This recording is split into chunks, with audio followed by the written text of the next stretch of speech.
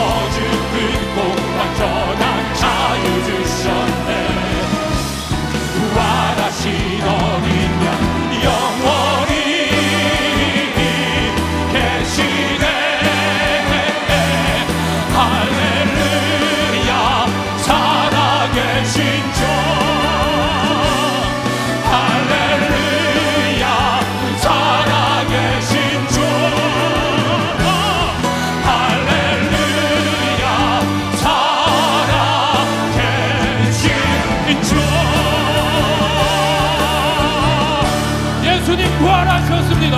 할렐루야.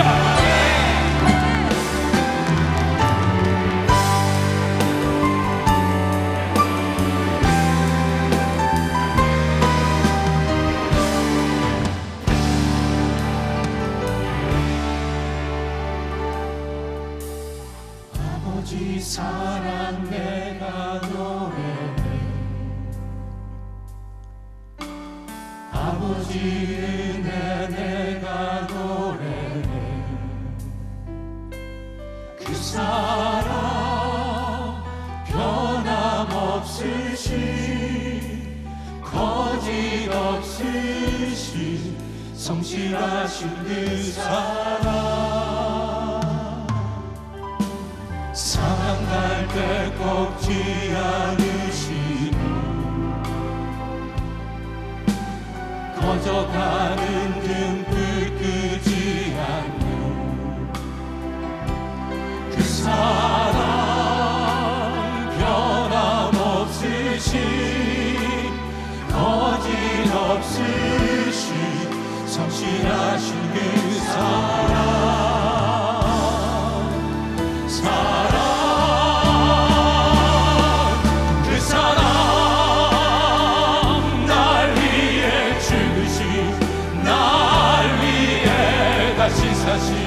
예수 그리스도 다시 오실 그 사랑, 죽음도 생명도 천사도 하늘의 어떤 권세도 끊을 수 없는 영원한 그 사랑, 예수 사랑할 때 걷지 않으시는 거절하는 듯 끄지 않는 그 사랑 변함없으신 거짓없으신 성실하신 그 사랑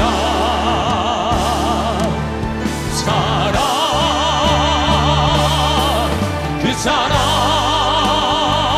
날 위해 죽으신 날 위해 다시 사신 예수 그리스도 다시 오실 그 사랑 죽음도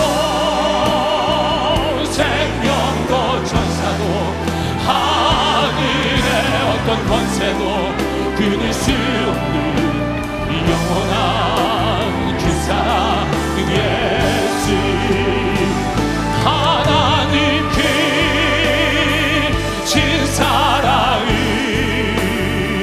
증량당호 다네 영원히 변치 않는 사랑 성도여 우리 다 함께 두 손을 높이 들어 주님을 송축합니다. 하나님 그 진사랑을 증량당호 다네 영원히 변치 않는 사랑 성도여 참 하나님 그 신사랑 하나님 그 진사랑을 증량당호 다네 영원히 변치 않는 사랑 성도여 찬양하세 영원히 변치 않는 사랑 성도여 찬양하세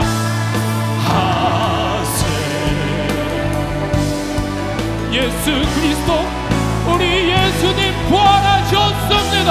할렐루야.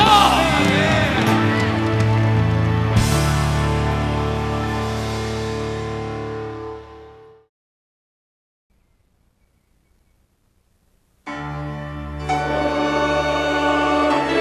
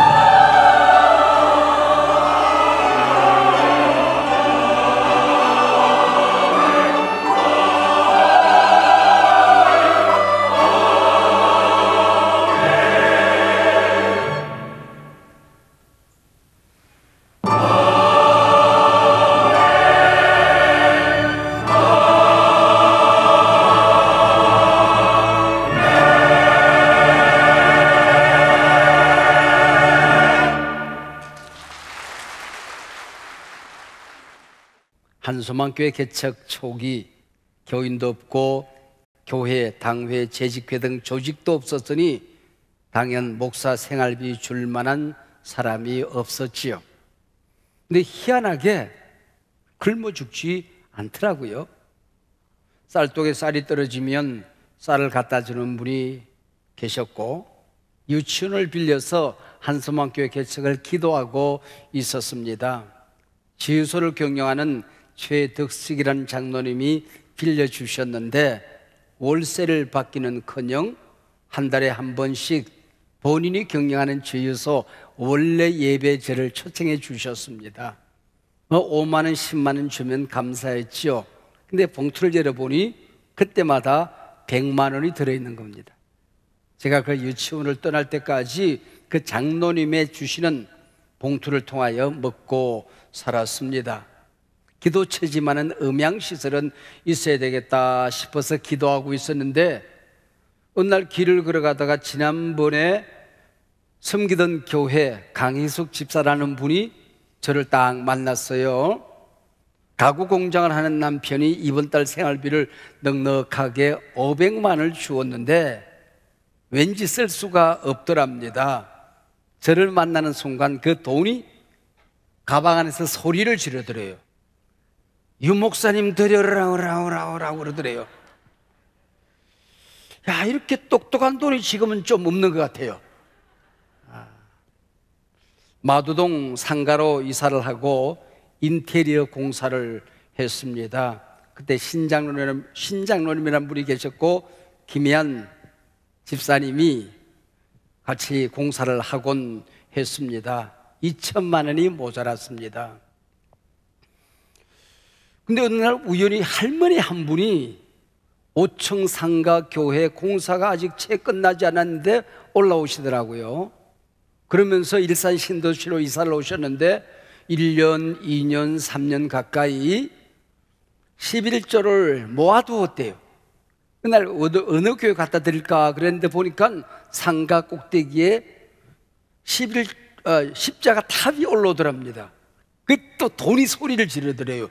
제 교회 갖다 주고 라우라고 그러시더래요. 그래서 올라온 거예요. 그래서 기도를 하는데 그분이 참 독특한 분입니다. 자기는 동쪽으로 무릎을 꿇을 테니까 목사님은 북쪽에 서서 기도를 해야 된대. 성경 어디에 나오는지 모르겠어 나는. 그래서 그렇게 기도하고 그리고는 나갔어요. 다시는 나타나지 않았습니다만은.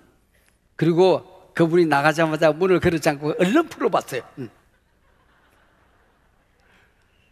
그랬더니 10,000원권, 5,000원권, 1,000원권, 동전까지 그 안에 들어있었습니다. 2천만 원 조금 더 되는 돈이 거기 들어있어서 인테리어 공사비를 잘 치른 적이 있었습니다. 능곡 지하 예배당을 계약하며 돈은 준비되었느냐 건물주 집사님이 물었어요. 제가 했던 명언이 있지 않습니까? 우리 아버지가 부자라서 돈 걱정 안 하고 삽니다. 그랬습니다. 저는 개척 초기 이런 일련의 일들이 엘리야의 까마귀 사건이었다라고 느끼는 겁니다. 이런 사건 하나하나가 하늘에서 내린 하나님의 만나였다고 나는 생각을 하는 겁니다. 이스라엘 백성들이 광야에서 만나를 먹었습니다. 가나안 땅에 들어가자 만나가 그치고 농사를 지었습니다. 개척 초기에는 하나님이 내려주시는 까마귀 떡과 만나가 퍽이나 있었습니다마는 교회가 안정되면서 만나 까마귀 떡은 없었습니다. 그리고 그때부터 오히려 우리 교회가, 우리 공동체가 저 자신이 한국교회 구석구석 연약한 지체들의 까마귀 떡이 되고 만나가 되어서 살곤 했습니다. 오늘 본문 요한복음 6장은 그 유명한 오병이어의 이적 사건입니다. 주님께서 말씀을 전하는 시간이 꽤나 흘러갔습니다. 점심을 먹지 못하고 저녁때가 다 되었습니다. 돌아가다가 많은 사람들이 지칠까 염려가 되어졌습니다. 그래서 어린아이가 바친 도시락 하나로 오병이어의 도시락으로 장정만 5,000명이 먹고 12광지로 남았다 하는 얘기입니다. 이 사건이 얼마나 놀라웠던지 마태, 마가, 누가, 요한 사복음서에 공히 기록되어져 있습니다. 요한복음 본문 6장 1절로 15절에 기록되어 있는 동일한 사건입니다. 여기 떡은 이 땅의 떡입니다. 이 떡이 뭘 의미하느냐? 요한은 표적이라고 얘기를 합니다. 22절로 마지막 절까지 긴 본문 동안에 떡의 길을 퍽이나 많이 합니다. 여기 떡은 땅의 떡이 아니라 하늘의 떡이었던 것이지요. 이튿날도 사람들이 주님을 찾아 몰려왔습니다. 주님께서 너희들이 표적을 보았기 때문이 아니라 떡을 먹고 배부르기 때문에 내게 왔다, 그렇게 말씀해요. 이적은 보았지만은 그 이적이 가지고 있는 신학적인 의미, 하나님의 계획, 영적인 의미는 모른다, 그 얘기입니다. 표적은 모르고 떡 먹으러 왔구나, 그 얘기입니다. 여기서 사람들이 먹은 떡은 단순히 배고파 먹었던 땅의 떡이 아니라는 겁니다. 사람을 살리는 생명의 떡이라고 하는 것이죠. 즉 예수님의 몸인 성찬 예식의 일종이었다, 그 얘기입니다. 이때부터 자그마치 2000년 동안 교회는 어려움도 있었고 핍박도 있었고 수많은 사람들이 순교하는 일도 있었지만은 주님의 몸과 피에 동참하는 성찬 예식을 중단한 적은 없었습니다.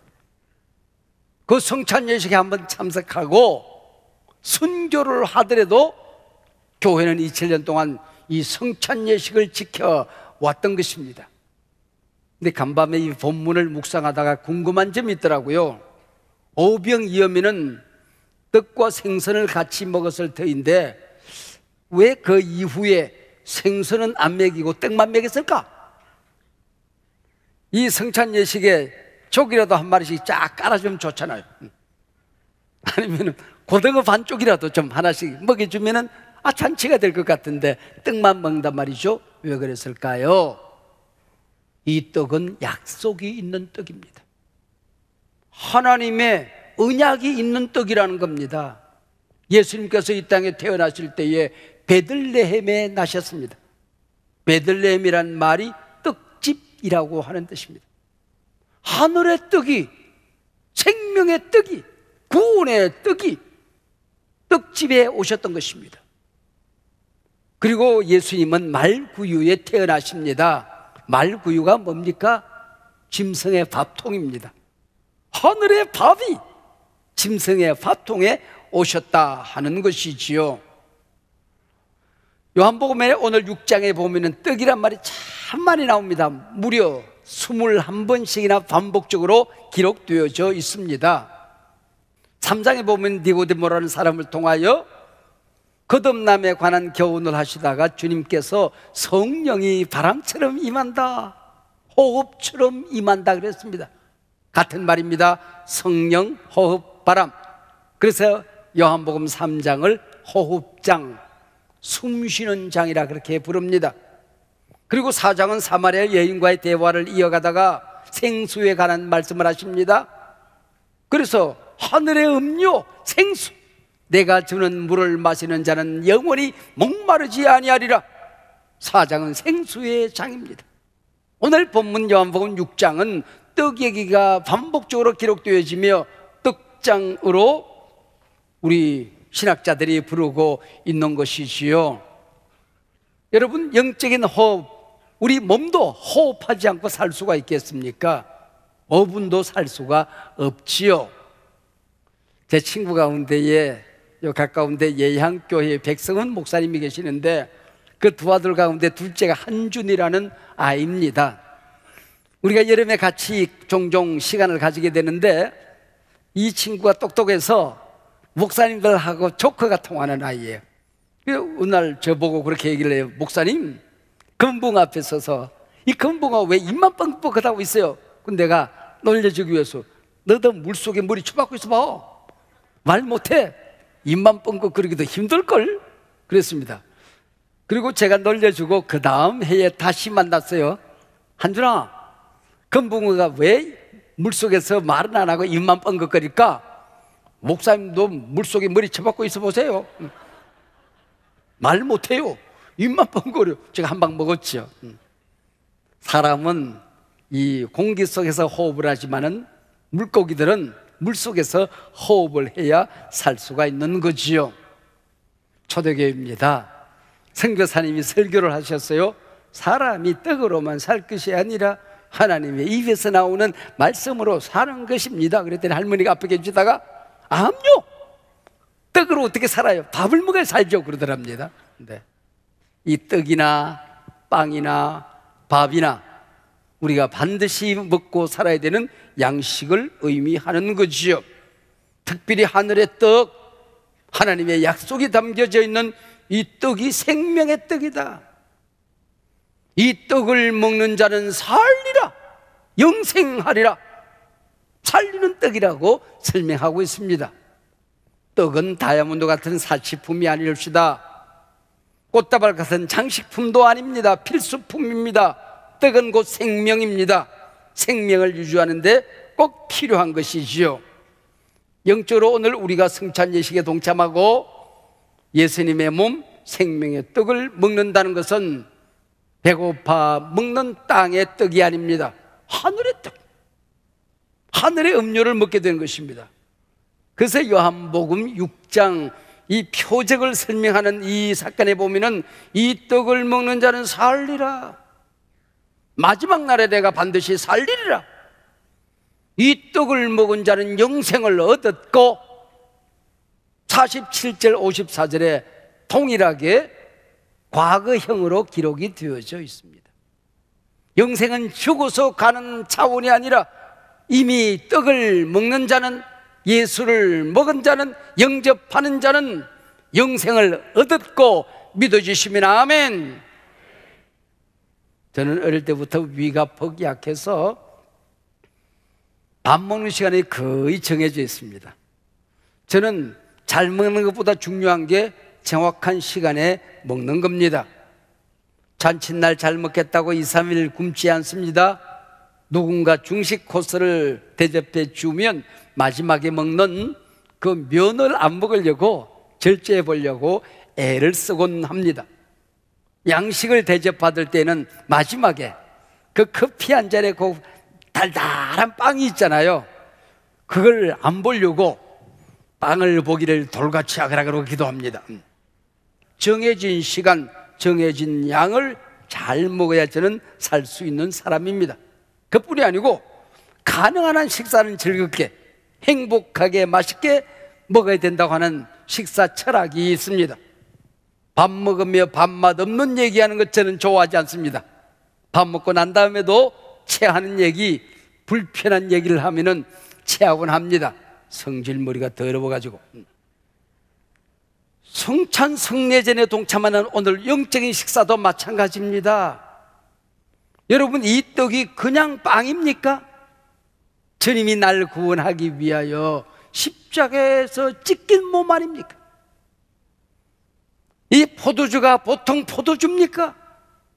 내 죄를 듣고 내 저주를 덮고 지옥의 문을 닫고 천국의 문을 열기 위해서 이 세상에 하나님의 자녀로 살아가다가 영원한 하나님 나라 백성이 될 수 있도록 약속하신 귀한 하늘의 음료가 아니겠습니까? 이걸 먹을 때에 의미 없이, 감동 없이, 느낌도 없이, 감사도 없이 먹을 수 있겠느냐, 그 얘기입니다. 식사 시간이 기다려지고 식탁이 행복한 사람은 건강한 사람입니다. 영적으로 건강한 사람은 어떤 사람입니까? 밥이 맛있는 사람입니다. 호흡이 건강한 사람입니다. 내 기도하는 그 시간, 그때가 가장 즐겁다. 신앙 고백이고 삶이요 실천이 되어야 건강한 사람이라고 하는 것이죠. 숨 잘 쉬고 밥 잘 먹는 사람은 틀림없이 건강한 사람입니다. 교회 생활에, 사회 생활에, 신앙 생활에 불평, 원망이 있을 수가 없는 것이죠. 뒷글에 걸려서 넘어지고 자빠졌다를 반복할 수가 없는 것이죠. 뭐가 그리 이 세상 살아가며 상처받는 일이 많더란 말입니까? 불만한 오죽이나 솟구치고 있습니까? 늘 행복하고 기쁜 것이 영적으로 건강한 것이라고 하는 것입니다. 예수님의 제자들을 향하여 예수님께서 말씀하셨습니다. 받아 먹으라, 받아 마시라 초대해 주셨습니다. 이 성찬은 구원받은 사람들의 식탁입니다. 하늘 백성들의 잔치자리죠. 성찬은 하늘의 밥이요 하늘 백성들의 식탁입니다. 그래서 하나님께서는 말씀하십니다. 이 떡을 먹는 자는 살리라, 이 떡을 먹는 자는 영생을 얻었다고 말씀하시는 것이죠. 떡을 먹는다는 것은 예수님을 먹는 것입니다. 여기 영적으로 임재하는 예수님을 먹는 거예요. 성령이 오늘 우리 마음의 문을 열고 모셨지만은 몸으로 삶으로 임재하신 성령을 우리가 먹는 겁니다. 모신다는 것보다는 훨씬 더 강력한 메시지가 있는 것이지요. 세상에 대신해 줄 수 있는 게 많이 있습니다. 무거운 짐을 들고 가는 어르신들의 짐을 대신 져줄 수가 있는 거고, 어려운 일들을 맡아서 해줄 수가 있지만은 대신할 수 없는 게 있는 겁니다. 먹는 거는 대신해 줄 수가 없는 거예요. 내가 먹어야 내 배가 부르고 내 양식이 되는 것입니다. 예수님을 먹는 이 일은 각자 단독자로 자기가 먹어야 되는 것입니다. 먹으면서 예수를 그리스도로 영접해야 되는 것입니다. 이 성찬에 동참하면서 성령을 이 시간에 예수를 먹는 이 자리가 되어야 진정한 성찬이 되는 것입니다. 할렐루야. 세상에서 귀한 것이 참 많이 있지만은 우리 생명이라는 게 참 소중한 것입니다. 중환자실에서 사고 현장에서 그 한 영혼을 살려보겠다고 가전 몸부림을 하잖아요.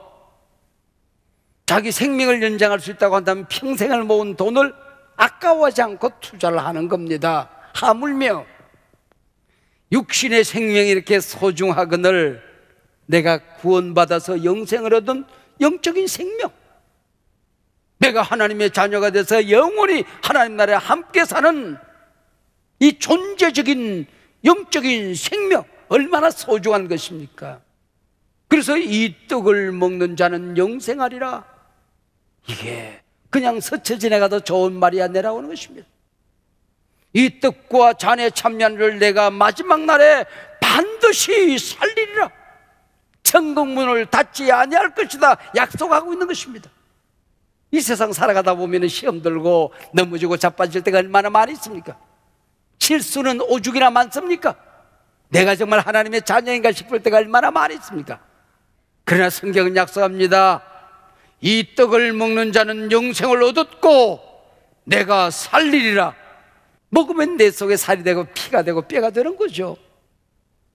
우리가 예수님의 몸과 피를 먹고 마셨습니다. 내 안에 예수께서 내 영적인 살이 되고 영적인 피가 되고 뼈가 되었습니다. 내가 사는 게 아닙니다. 이 성찬에 동참한 자는 부활하신 예수님의 능력으로 살아가는 것입니다. 믿으시기를 바랍니다. 이 떡을 받을 때에, 이 잔을 마실 때 어떤 자세로 먹어야 할까요? 세계 신학자들이 모여서 몇 가지로 정리했습니다. 모든 사람이 동의하는 게 있습니다.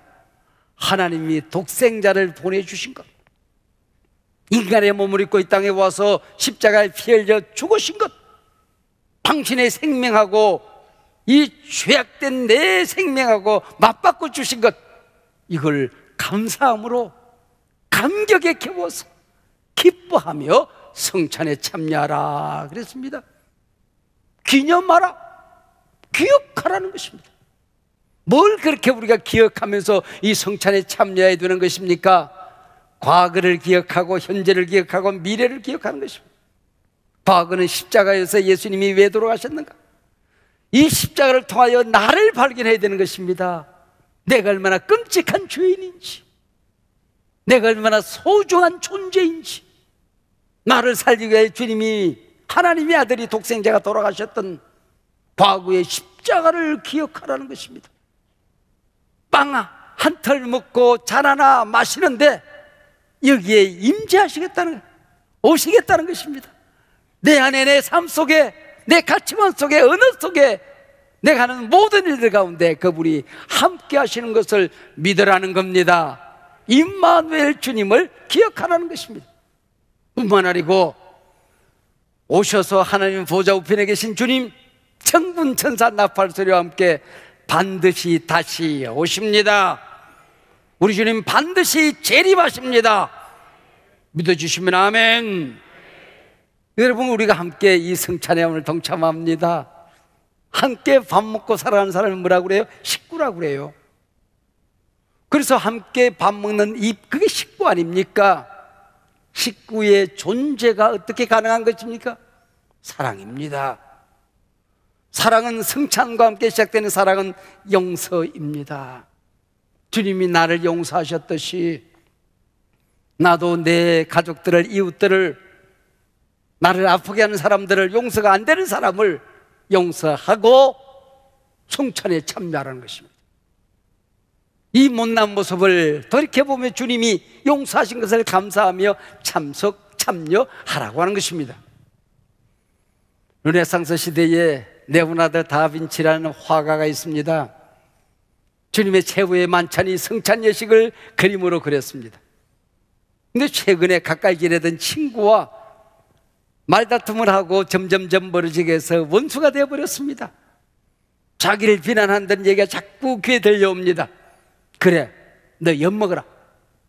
그리고 가룟 유다를 먼저 그리는데 그 친구를 모델로 하고 가룟 유다를 그렸어요. 다른 제자들을, 11제자를 다 그렸습니다. 마지막에 예수님을 그려야 되겠는데 구상이 안 되는 겁니다. 그러다 보면 붓이 뚝 떨어지는, 자꾸 떨리는 겁니다. 그리고 기도하다 보니까 그 친구를 용서 못한 게 생각이 난 거예요. 그래서 그 친구를 용서해달라고 기도하고 주님이 주시는 은혜가 있어서 둘이 만나서 얼싸안고 웁니다. 그리고 화해하고 용서합니다. 그러고 나니까 그 친구의 얼굴이 주님의 얼굴로 빛이 나는 거예요. 그래서 그 친구의 얼굴로 우리 주님의 얼굴을 그렸다는 겁니다. 전해오는 얘기에 의하면 예수님의 모델과 가룟 유다의 모델이 한 사람이 될 수도 한 사람이었다는 것입니다. 사랑하는 여러분, 여러분 곁에 있는 그 사람, 당신의 인생의 가룟 유다도 될 수 있고 예수님도 될 수가 있는 것입니다. 먹는 것은 참 신비하지요. 주님께서 나를 먹어라 그랬습니다. 먹어야 힘이 나는 것이죠.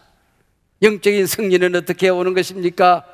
오늘 성찬을 통하여 이 떡과 잔을 먹으면서 성령을 다시 모셔드리고 예수님을 먹을 때 세상을 살아가는 능력이 있게 될 줄로 믿습니다. 너희들이 떡만 먹어서는 안 된다. 표적을 봐야 된다는 것입니다. 뭘까요?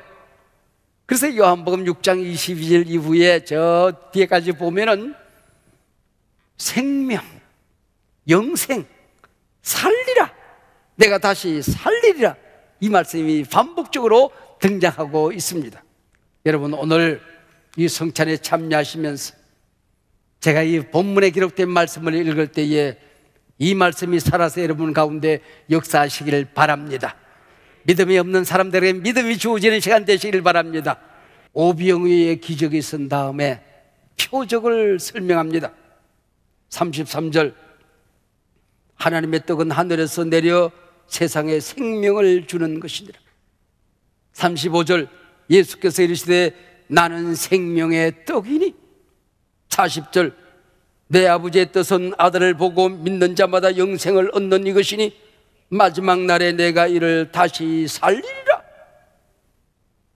44절, 그를 내가 마지막 날에 다시 살리리라. 같은 말이 반복적으로 등장하죠. 47절, 진실로 진실로 너에게 이르노니 믿는 자는 영생을 가졌나니. 과거형입니다. 48절, 내가 곧 생명의 떡이니라. 51절, 나는 하늘에서 내려온 살아있는 떡이니 사람이 이 떡을 먹으면 영생하리라. 여기서 오늘 설교 제목이 나온 겁니다. 사람이 이 떡을 먹으면 영생하리라. 내가 줄 떡은 곧 세상의 생명을 위한 내 살이니라.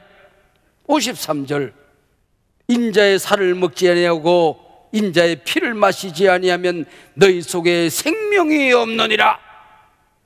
54절, 내 살을 먹고 내 피를 마시는 자는 영생을 가졌고, 과거형, 마지막 날에 내가 그를 다시 살리라. 또 반복되고 있죠. 57절, 나를 먹는 그 사람도 나로 말미암아 살리라. 마지막 58절, 이 떡을 먹는 자는 영원히 살리라. 할렐루야. 오늘 여러분에게 주시는 하나님의 약속의 말씀입니다.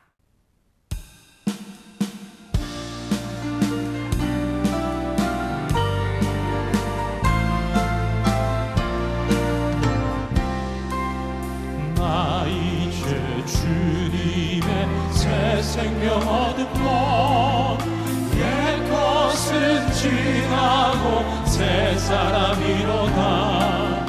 그 생명 내 맘에 강같이 흐르고 그 사랑 내게서 해같이 빛난다. 주 안에 감추인 새 생명 얻으니 이전에 줬던 거 이제는 값없다. 하늘의 은혜와 평화를 맛보니 찬송과 기도로 주 함께 살리라. 영생을 누리며 주 함께 살리라.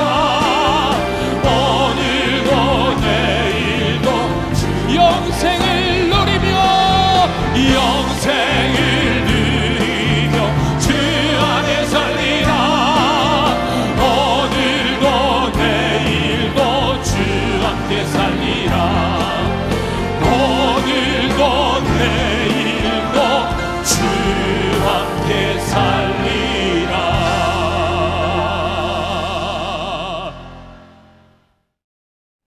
이제는 우리 주 예수 그리스도의 은혜와 우리 아버지 하나님의 크고 크신 사랑과 우리 안에 우리 곁에 우리 위에 한 번도 우리를 떠난 적 없으시고 이 떡을 먹는 자는 영생을 얻었고 이 잔을 마신 자는 내가 다시 살리리라. 오늘 그 말씀과 함께 뜻과 잔을 온 영혼 온몸에 담고 담대히 세상으로 나아가는 하나님의 소중한 자녀들 가운데에 이 교회 위에 저들의 자손 되되 생업 터전마다 위에 이제부터 영원토록 함께하옵기를 간절히 축원하옵나이다. 아멘.